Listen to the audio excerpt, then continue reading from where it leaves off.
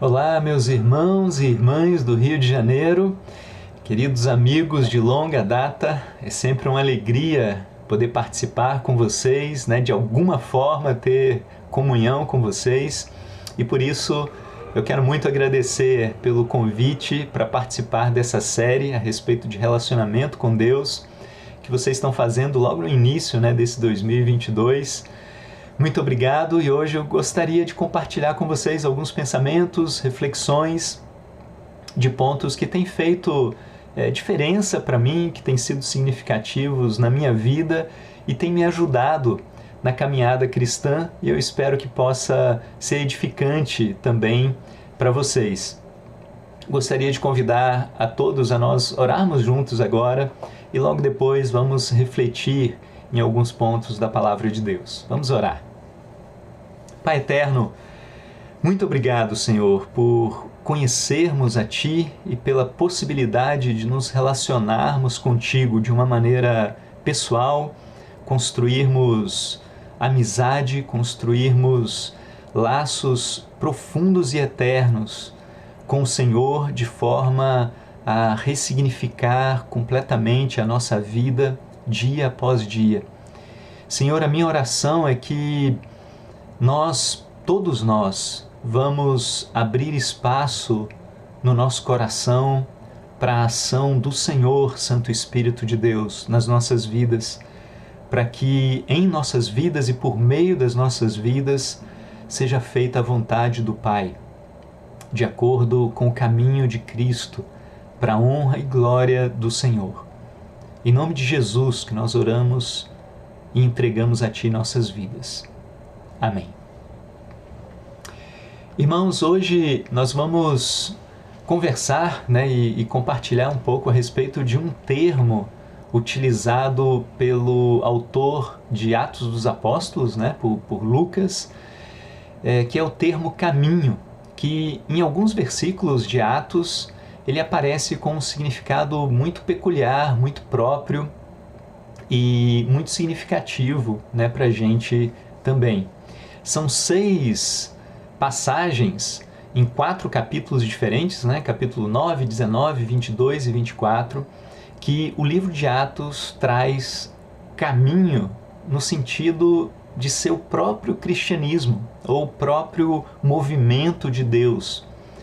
E quando a gente para refletir mais profundamente a respeito disso, pode ser muito edificante, pode nos ajudar e nos ajudar a vislumbrar caminhos para a nossa própria vida e como que o Espírito de Deus age em cada um de nós. Eu queria ler inicialmente com vocês 2 versículos de Atos, capítulo 9, que é a primeira vez que esse termo aparece no livro de Atos dos Apóstolos. Então, Atos 9, versículo 1 e 2, a Bíblia diz assim: Enquanto isso, Saulo ainda respirava ameaças de morte contra os discípulos do Senhor.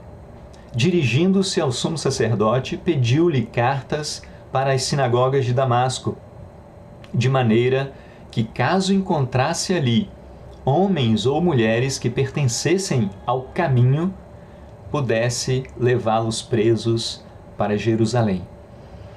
A igreja aqui nessa época estava vivendo tempos de perseguição. Saulo era um grande inimigo da igreja e um grande inimigo do Senhor Jesus Cristo. Mas o que eu queria destacar, como inicialmente falamos aqui nessa passagem, é essa associação que a Bíblia faz entre os discípulos do Senhor Jesus com aqueles homens e mulheres, aquelas pessoas que pertenciam ao caminho. E aqui pela primeira vez então aparece o termo caminho nesse sentido. Eles pertenciam ao cristianismo, eles pertenciam ao movimento de Deus que estava surgindo fortemente, guiado pelo Espírito Santo naquele tempo da história. A gente não sabe precisamente como que o termo caminho foi associado a essa concepção que a gente está abordando aqui, mas a gente, olhando a Bíblia de uma forma mais ampla, a gente pode ter uma boa ideia a respeito de como isso aconteceu, embora não possamos precisar a origem exata. Mas quando a gente olha para a Bíblia, a gente vê muitas expressões como o caminho do Senhor, e isso do início ao fim, Deus nos chama, e muitos homens e mulheres atenderam esse chamado ao longo da história, mas Deus nos chama a caminhar junto com Ele, pelo caminho, é o caminho do Senhor, que passa a ser então o caminho da salvação, o caminho que, quando nós o seguimos, nos livramos das amarras desse mundo e das coisas que nos escravizam e vislumbramos a verdadeira liberdade em Deus. No capítulo 14 do Evangelho de João, Jesus também responde lá uma pergunta de Tomé, e ele faz uma declaração muito forte de que Ele é o caminho, Ele é o próprio caminho. Ele diz: eu sou o caminho, a verdade e a vida. Ninguém vem ao Pai senão por meio de mim. Nessas concepções, a Bíblia traz o caminho do Senhor como um caminho de vida, né? Um caminho de vida eterna.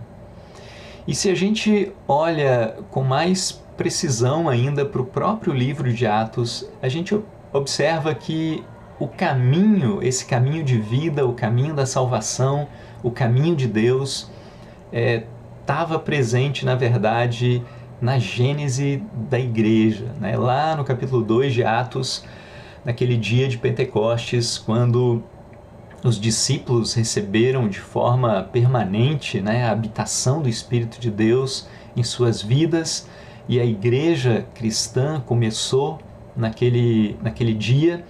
A gente observa Pedro, naquela pregação que ele fez, logo após afirmar que Jesus tinha de ser morto e ressuscitado, como efetivamente aconteceu alguns dias antes ali daquele dia de Pentecostes que eles estavam vivendo. Logo após falar a respeito da morte e da ressurreição de Jesus Cristo como o Messias, o Filho de Deus, ele lança mão, guiado pelo Espírito de Deus, do Salmo 16, que é um salmo escrito por Davi e que ampara essa declaração que Pedro acabara de fazer na sua pregação. No Salmo 16, Davi fala a respeito da vida dele, mas ao mesmo tempo ele aponta como um salmo profético, exatamente para o que ia acontecer com nosso Senhor e Salvador Jesus Cristo. E especificamente no versículo 11 do Salmo 16, né, que a gente encontra a citação dele aqui por Pedro, né, em Atos capítulo 2, versículo 28, a Bíblia diz o seguinte: Tu me fizeste conhecer os caminhos da vida e me encherás de alegria na tua presença.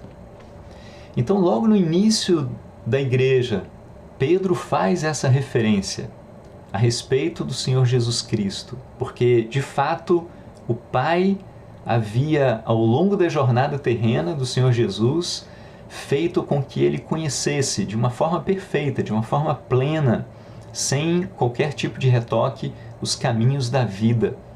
E durante a jornada terrena, e especialmente depois da ressurreição do Senhor Jesus, ele pôde voltar aos céus e estar, como está até hoje, à direita do Pai, gozando dessa alegria plena da presença, da perfeita comunhão com o Pai. Isso reflete claramente o que foi, né, e de uma forma perfeita, a vida do Senhor Jesus Cristo. Isso tem a ver com a vida de Davi, né, que escreveu esse salmo e falava, dando um testemunho a respeito do próprio caminhar dele com Deus, que não foi um caminhar perfeito como foi o do Senhor Jesus, mas que também, em certa medida, refletia exatamente Deus mostrando para Davi os caminhos da vida e enchendo ele de alegria, como hoje Davi está na presença do Deus eterno, né, gozando também da alegria, da comunhão com o Criador de todas as coisas. Isso tem a ver, irmãos, com a nossa vida. O que Deus oferece para a gente hoje e nos chama a nos apropriarmos, a recebermos esse presente, é justamente isso. é nós vivermos nos caminhos de vida, com alegria na presença de Deus, a partir da vida eterna que Ele nos concede por meio do sacrifício do Senhor Jesus Cristo. Ou seja, isso é uma base para a igreja e é uma base para a nossa vida pessoal com Deus. E refletindo, pensando em todos esses significados, o caminho da salvação, o caminho de Deus, o chamado de Deus para nós seguirmos junto com Ele nessa caminhada, nessa jornada de fé, esses caminhos de vida que geram alegria na presença de Deus, a gente pode levar tudo isso para esse significado que Atos dá ao termo caminho, significando o próprio movimento de Deus, como nós falamos.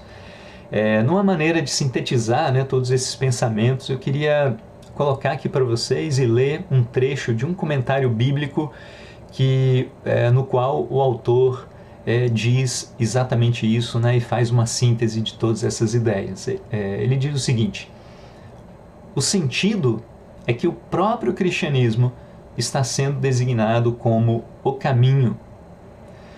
O cristianismo, portanto, não é um arcabouço de ideias dogmáticas que o discípulo tem na cabeça, mas sim um caminho que o cristão trilha com toda a sua vida, porque é o caminho para a vida. A expressão "alguns do caminho" simplesmente significa os cristãos. Ou seja, ao atendermos o chamado do Senhor Jesus, o siga-me, nós começamos a jornada cristã e isso significa seguir Jesus no caminho. Isso significa imitarmos, pertencermos a esse movimento de Deus ao longo da história. Isso significa nos tornarmos peregrinos numa jornada e peregrinos que vivem uma realidade muito maior do que a realidade física desse mundo. Vivemos a realidade do reino de Deus e vivemos isso a partir de uma vida à maneira de Jesus Cristo, do jeito de Jesus Cristo. Quando somos batizados, nós integramos esse grande povo que ao longo da história Deus tem juntado como uma grande família, seguindo o seu caminho, seguindo o caminho de Jesus Cristo. Hoje eu gostaria de refletir, junto com você, o quanto que eu e você estamos de fato nesse caminho, o quanto, como Atos fala para a gente, o quanto nós pertencemos de fato a esse caminho, o quanto a nossa vida, de uma maneira plena, de uma maneira ampla, está identificada com a maneira de Cristo viver, ou com o genuíno cristianismo, que pode ser expresso por esse termo caminho, no sentido desse caminho de vida, desse caminho que Jesus propõe aos peregrinos rumo à consumação de todas as coisas. Mas o que é viver da maneira de Jesus Cristo? O que é seguir a Cristo pelo caminho? Pensando sobre isso, eu me lembrei de um livro bastante antigo, foi escrito no final do século XIX por um autor chamado Charles Sheldon, e é um livro bastante conhecido até hoje, porque principalmente ali na década de 80, 90, ele foi reeditado e teve uma divulgação muito forte, e a gente encontra esse livro hoje em dia com muita facilidade também, que é o livro Em Seus Passos que Faria Jesus. Provavelmente você já deve ter ouvido falar, ou de repente até leu o livro, mas é uma ficção cristã e a proposta é muito simples e parece bastante interessante, Quando a gente está vivendo um momento forte, ou um momento que a gente acha mais significativo na nossa vida, ou que a gente precisa de mais ajuda, a gente lança a mão dessa pergunta e isso pode nos ajudar a vivermos da maneira de Jesus Cristo. Se Jesus estivesse no meu lugar agora, né, o que ele faria? Como ele agiria? O que ele falaria em seus passos que faria Jesus? É bastante interessante, né? E eu acho que ajuda. Mas aconteceu um fato importante também, que muitas pessoas que leram e honestamente, né, sinceramente tentaram praticar esse exercício, né, de num determinado momento da vida pensar nisso, o que Jesus faria se ele estivesse vivendo aquele momento da vida. Essas pessoas expressaram logo depois uma certa frustração, porque elas não conseguiam praticar a resposta que tinham em mente ao fazerem para si mesmas essa pergunta. Por exemplo, às vezes a gente pode estar em meio a um grupo de pessoas, né, e vários questionamentos ali podem surgir no meio de uma conversa, e aí a gente faz essa pergunta, né, o que Jesus faria se ele estivesse aqui no meu lugar? E a resposta pode ser algo do tipo, bom, Jesus anunciaria o Evangelho, comunicaria a mensagem de Deus com muita coragem e ao mesmo tempo de uma maneira muito amorosa, muito acolhedora, muito envolvente. Ele transmitiria o caminho da vida, que é a própria vida dele. Mas diante dessa resposta, às vezes a gente, por covardia ou por não nos acharmos tão preparados assim, ou por qualquer outra maneira, a gente não consegue fazer de uma forma pelo menos parecida com o que Cristo faria se ele estivesse no nosso lugar. Ou então, quando a gente está numa situação de forte tentação, né, que o pecado está nos arrastando, né, as tentações, puxando o nosso coração para um lugar distante de Deus e para algumas coisas que a gente sabe que não condizem, né, que vão entristecer o coração de Deus e vão fazer muito mal para a gente ou para as pessoas à nossa volta. E a gente faz essa mesma pergunta, o que Jesus faria se ele estivesse no meu lugar? E a gente pode responder de uma forma como, bom, Jesus fugiria dessa tentação. Jesus não cederia, Jesus daria meia volta e se alimentaria com coisas realmente justas, espirituais, encheria a mente dele com a glória de Deus e seguiria em frente na caminhada.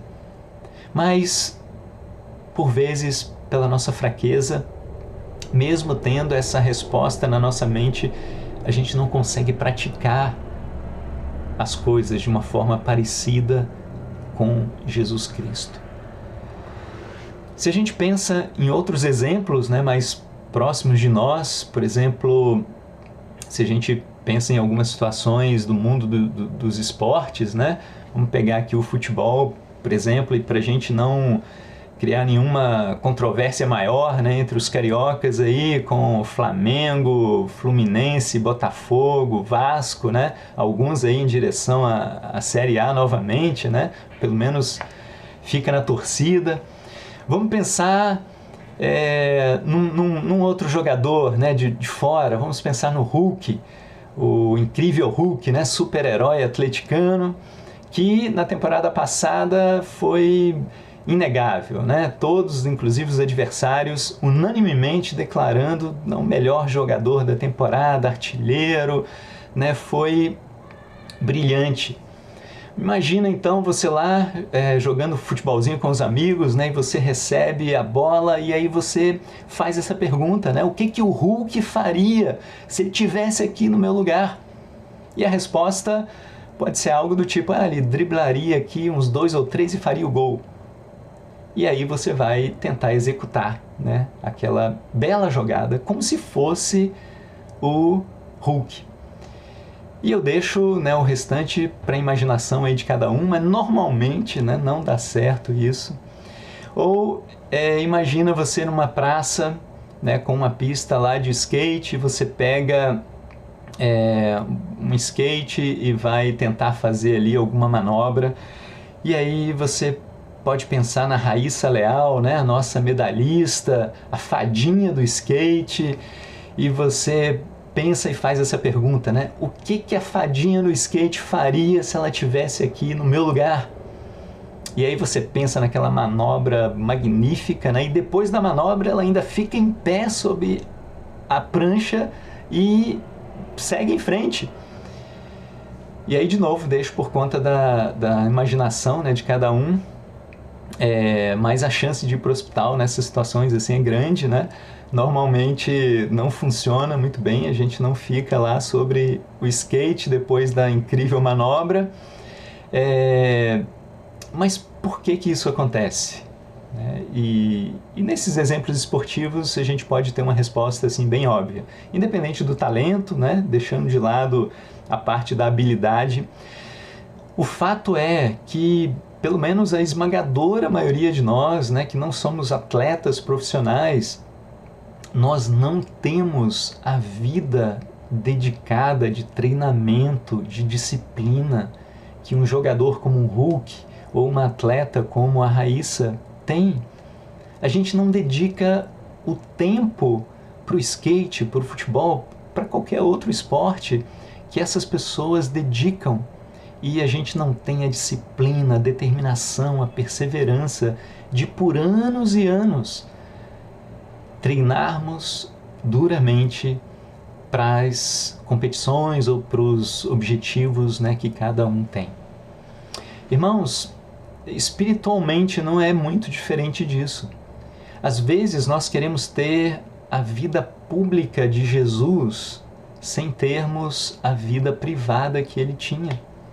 Assim como a gente não consegue ter as habilidades, né, ou a destreza de um atleta profissional quando ele está se exibindo ali publicamente, sem termos a vida privada dele, né, o exercício, a disciplina, a perseverança, enfim.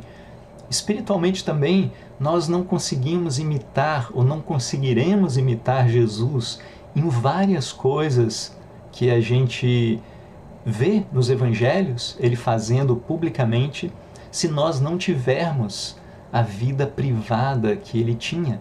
Ou seja, o chamado para seguirmos a Jesus Cristo, o chamado de Deus para caminharmos na jornada junto com o Senhor Jesus, né, lado a lado com ele, é um chamado para imitarmos a vida integral de Jesus Cristo. Como Paulo falava, né, sejam meus imitadores, como eu sou de Jesus Cristo. Essa imitação é uma imitação completa. Essa observação da vida de Jesus deve ser uma observação completa, para que a gente seja realmente discípulos, seguidores e sejamos de fato parecidos com o Senhor Jesus na integridade da vida. E quando a gente olha para os evangelhos, né, e pensa, puxa, como que Jesus vivia a vida dele? A gente vai ver que Jesus vivia uma vida, por exemplo, de solitude. Jesus passava muito tempo a sós com o Pai, em íntima e perfeita comunhão com o Pai. Essa não era toda a vida dele, mas ele dedicou várias horas da vida terrena para essa comunhão, para esses momentos de solitude na presença do Pai.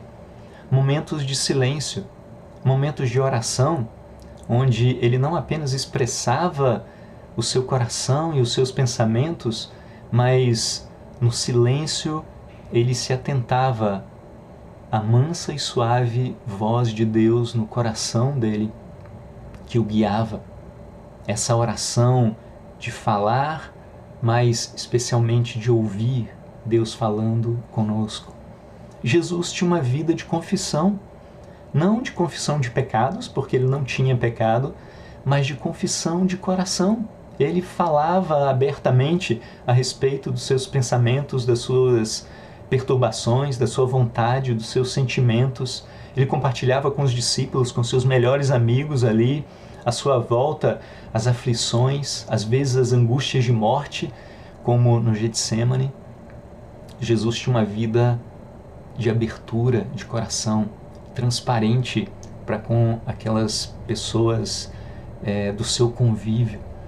A vida de Jesus era uma vida simples, era uma vida sacrificial.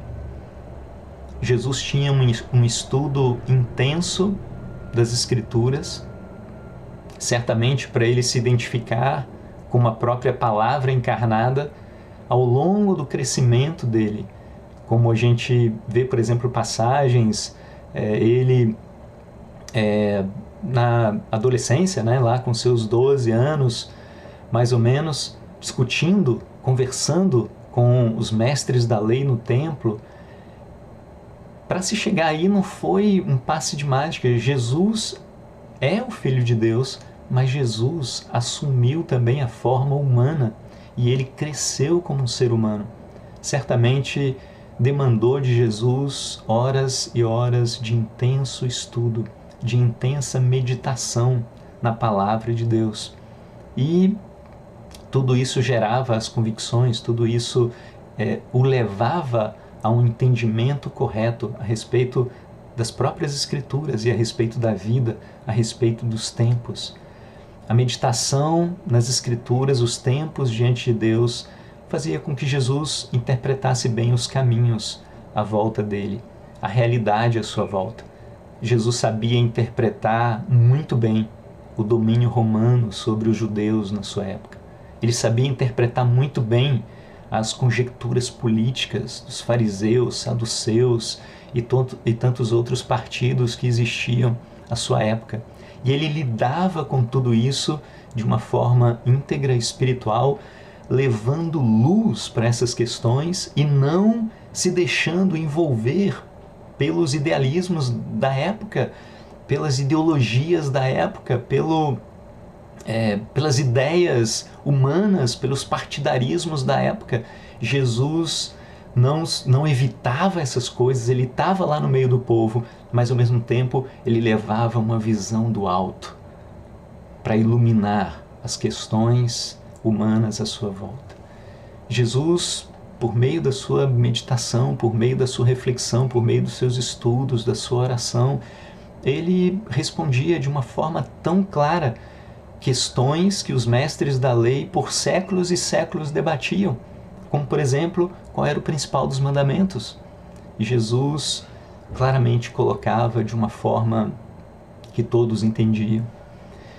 Nós não conseguiremos viver a vida pública e agir de forma parecida com Jesus quando estivermos diante das pessoas ou em situações desafiantes da nossa vida, se a gente não prima por termos essa vida integral, por imitarmos Cristo na integridade do seu ser. Então, seguir Jesus no caminho é andar em estreita comunhão com Deus. Isso nos leva a imitar Cristo para a glória do Pai, no poder do Espírito Santo de Deus. O que faz a transformação não é o nosso esforço. O que faz a transformação não é a nossa força de vontade. O que renova a nossa força cada dia não é o nosso agir corretamente. É o Espírito de Deus que nos transforma. É o Espírito de Deus que nos renova. É a partir da comunhão com o Pai que a gente tem visão, vida, renovação, força, esperança, amor para seguirmos em frente na nossa vida. Mas os passos que nós damos de separar, de gerir o nosso tempo com sabedoria, abre espaço na nossa vida, no nosso coração, para a ação poderosa e transformadora do Espírito Santo. Irmãos, assim nós nos tornamos peregrinos, verdadeiros peregrinos nesse mundo, que vão ao longo da história da vida, crescendo, amadurecendo em Deus, participando do movimento de Deus, realmente pertencendo ao caminho que é o próprio cristianismo, que é o próprio movimento do Senhor. A Bíblia nos fala sobre diferentes comportamentos, diferentes atitudes que nós podemos ter como cristãos mesmo ao longo da nossa vida. Nós podemos seguir, como temos falado, com integridade esse caminho, né, com firmeza, com determinação, ou nós podemos seguir vacilando, seguir esse caminho meio que em zigue-zague. E a Bíblia fala sobre isso. Aqui em Brasília a gente tem, exatamente nesse período, estudado um pouco sobre a parábola dos solos, né? E de uma maneira simples, Jesus fala a respeito da questão do nosso coração, de como nós vamos viver a vida cristã.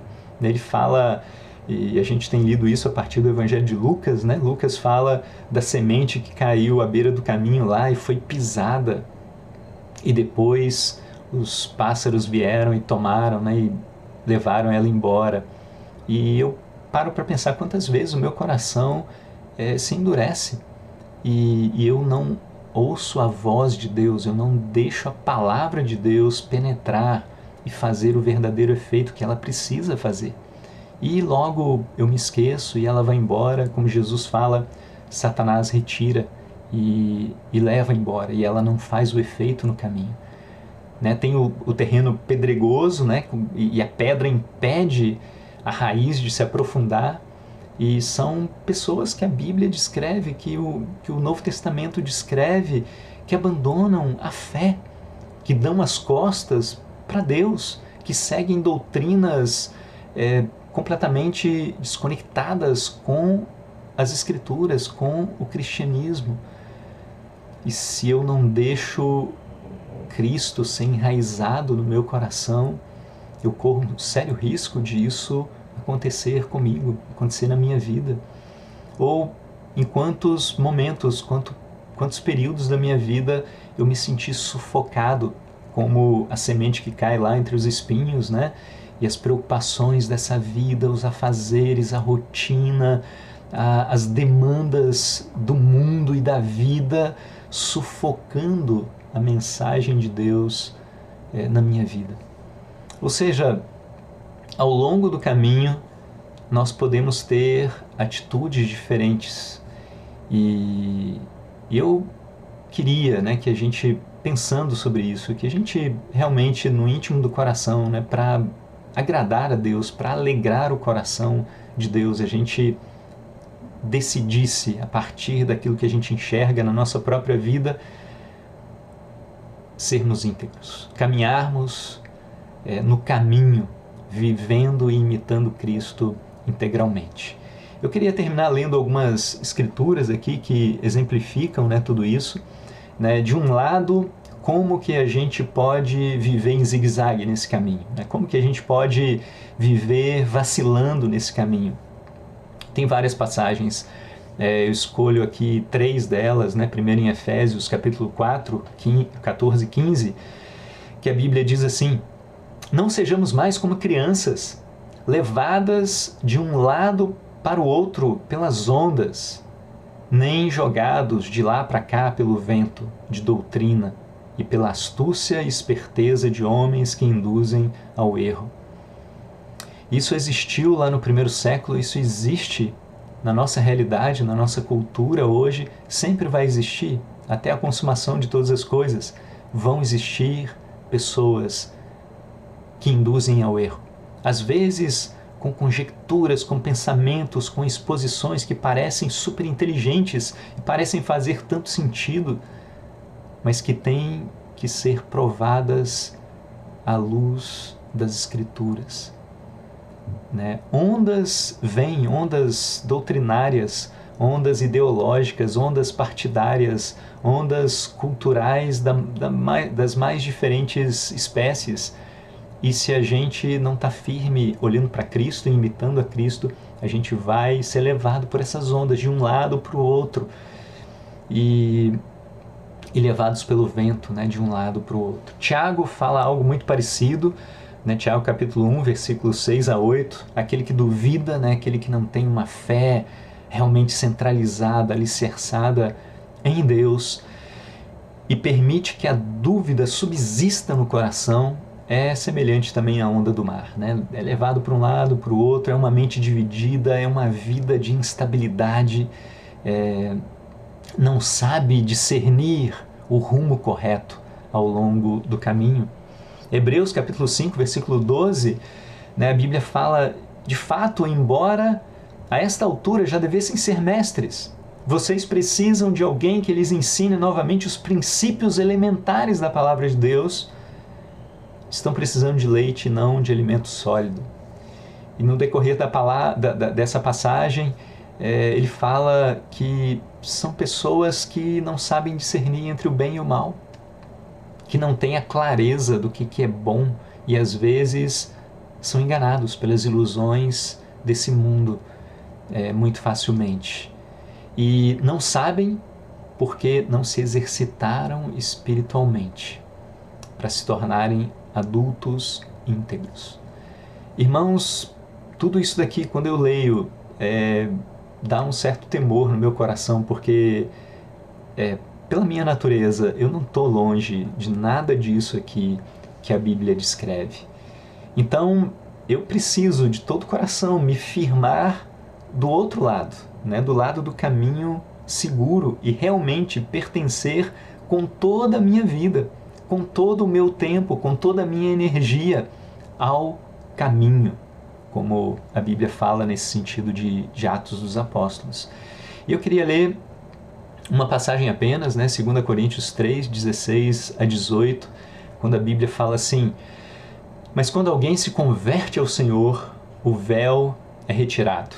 E o contexto aqui, ele fala do véu que Moisés usava, né? E por causa da glória de Deus que refletia ali no seu rosto, mas é bastante significativo, né? Quando ele fala, quando alguém se converte ao Senhor, o véu, aquilo que nos atrapalha de enxergar nitidamente, é retirado. Ora, o Senhor é Espírito, e onde está o Espírito do Senhor, aí há liberdade. Essa liberdade não é a liberdade de agora eu posso fazer o que eu quiser e do jeito que eu quiser e é isso daí, né? É exatamente o contrário disso que Paulo combatia na igreja lá dos Coríntios, né? Porque muitos irmãos achavam exatamente isso. No culto eu posso fazer o que eu quiser, é liberdade porque o Espírito está aqui. E não é isso que Paulo está falando, né? O culto deve ser um culto de ordem, Deus é um Deus de ordem. Mas essa liberdade aqui é a liberdade da escravidão da nossa natureza, a escravidão de nós mesmos, a escravidão do pecado. Nós somos libertos pela presença do Espírito Santo em nós. A liberdade, a libertação do legalismo, a liberdade da insegurança de uma vida relativizada completamente. Nós somos libertos da escravidão, das correntes da nossa própria alma. E ele continua falando, e aí todos nós, cheios do Espírito de Deus, depois de termos nos convertido ao Senhor, com a face descoberta, contemplamos a glória do Senhor, segundo a sua imagem, estamos sendo transformados com glória cada vez maior, a qual vem do Senhor, que é o Espírito. Eu gosto muito dessa passagem porque, às vezes, nós nos preocupamos em fazer as coisas, né? E é importante, né? Deus nos chama a fazer várias coisas. Mas é muito importante nós entendermos que a primeira coisa no nosso relacionamento com Deus é nos convertermos. Né? Isso significa nos voltarmos para o Senhor. E aqui eu não estou falando apenas, né, do momento de quando estudamos a Bíblia, né, somos batizados, que a gente comumente fala o momento da nossa conversão, né, ou algo parecido. Eu estou falando aqui de uma conversão diária e contínua, de cada manhã, ao tomarmos consciência da nossa vida, nós nos voltarmos para Deus, nos convertermos a Deus, nós contemplarmos a Deus. A vida cristã começa com conversão, com a gente voltar a inclinação do nosso coração para o Deus eterno, para essa comunhão. Vem de nós contemplarmos a Deus, porque é a partir disso que nós vamos ter a força, a direção, a sabedoria, a capacitação para fazermos as coisas de acordo com a vontade de Deus. A renovação de forças está justamente aí. A contemplação sem ação é alienante, né? Nós corremos o risco de ficarmos alienados da realidade à nossa volta. Mas, por outro lado, a ação sem contemplação, sem reflexão, é um mero ativismo humano, que é estéril espiritualmente. Podemos nos desgastar, fazer um monte de coisas, nos sentirmos esgotados e vermos nenhum ou quase nenhum fruto a partir desse esforço hercúleo humano. Mas quando a ação e contemplação, né, como a gente vê da história da igreja, né, ora et labora, né, ora e trabalha, né, essas duas faces da vida integradas, como era em Cristo, nós passamos a imitar Cristo e seguir a Cristo pelo caminho. Queria deixar uma pergunta, né, para a nossa reflexão. O que Jesus Cristo, né, diante de tudo isso aqui que a gente falou, né, e depois da gente refletir um pouco mais nessa vida integral de Jesus, o que Jesus Cristo deseja que você imite nele mais intensamente? Finalizo com uma citação aqui de uma poetisa, né, do Goiás, da cidade de Goiás, não muito distante de Brasília, né, que é a Cora Coralina, já falecida. Mas no meio lá dos seus escritos ela diz o seguinte: o que vale na vida não é o ponto de partida, e sim a caminhada. Caminhando e semeando, no fim terás o que colher. Irmãos, muito obrigado pela partilha, uma alegria muito grande no coração. Que Deus abençoe todos nós, que Deus abençoe todos vocês, abençoe muitíssimo a Igreja do Rio e todos aqueles que participam conosco desse culto, e que o Senhor guie os nossos passos no caminho. Muito obrigado.